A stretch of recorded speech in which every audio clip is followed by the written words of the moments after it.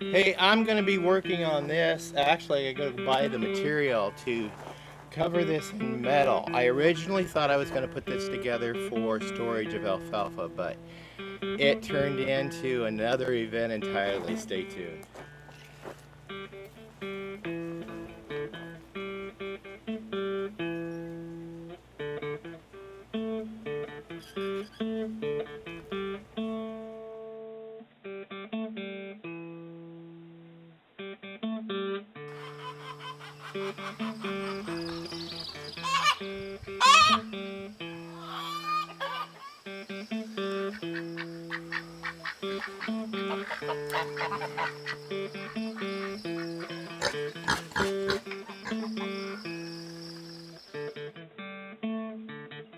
Hello, welcome back to Pine Meadows Hobby Farm. I'm your host, Jerry Hansen. Did an episode on this portable frame for a carport. And I originally was going to set it up right here and put pallets down and store alfalfa. Hopefully a year's supply of alfalfa for a good couple of seasons, especially through the winter months. But I got a gift of a tractor, a really nice tractor and some farm implements. So yeah, I got this harrow, I got this rear scraper blade, I've got this mower deck, and I got this plow along with this rear tine tiller for my tractor that was given to me that has a front end loader. Uh, so this actually was gonna be the hay storage or the alfalfa storage is now gonna be the tractor barn. So I'm gonna measure it out today, and then I'm gonna go get some metal because the fabric that it came with is toast. I could not repair it. It will not stay. It's so thin in the top part area. As I was trying to apply it, it was ripping. So I wasted 4 rolls of duct tape trying to fix it. So I'm not going to do that again.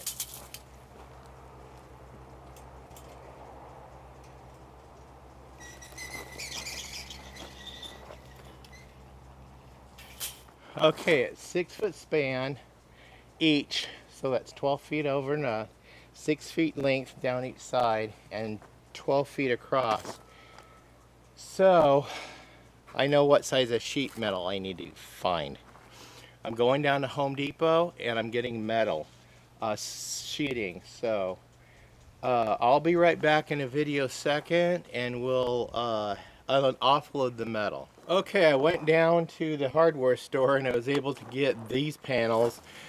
Uh, this structure is 12 feet wide, and then each spans, this is 6 feet high, and this piece right here across here is 6 feet, and of course 6 feet and 6 feet. So uh, and then it's 9 feet high. So they didn't have all the pieces I needed, and with it being 20 feet long, and then where the bars are spaced, they're spaced 4 feet apart.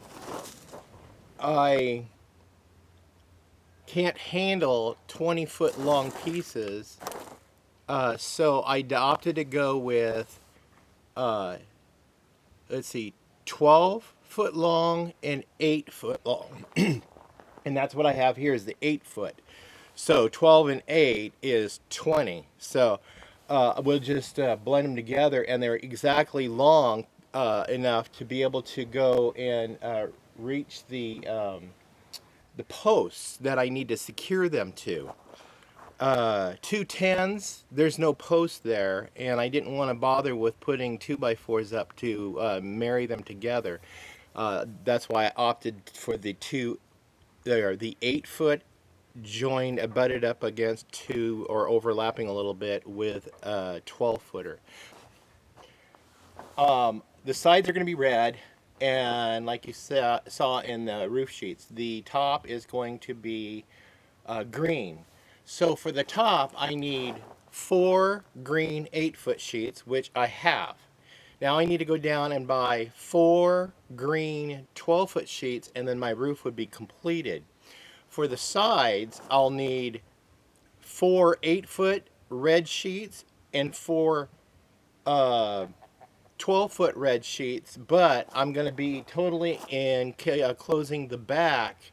So I'm getting 3 additional, so 8, 9, 10, 11. And then I'm also going to kind of close the front end and hopefully utilize the canvas door, zipper door that came with the unit in here and just build a wood frame around it. So the front will be enclosed too, so there'll be an extra 12-foot long red piece. And then my tractor barn should be complete. But before I assemble the metal on the tractor barn, I've got to get this level, that absolutely level, side to side, front to back, corner to corner. And I've ordered another delivery of rock, so hopefully soon that will be delivered, and then I'll lay in a nice level bed of gravel on which to park the tractor up on. And then I can have a gravel path. All my gravel paths is done this year, and that's one of my New Year's resolutions, is to get out of the mud this year and lay in gravel. I'm also going to gravel a little bit of a road all the way up to the barn for delivery of feed and hay for my truck to access.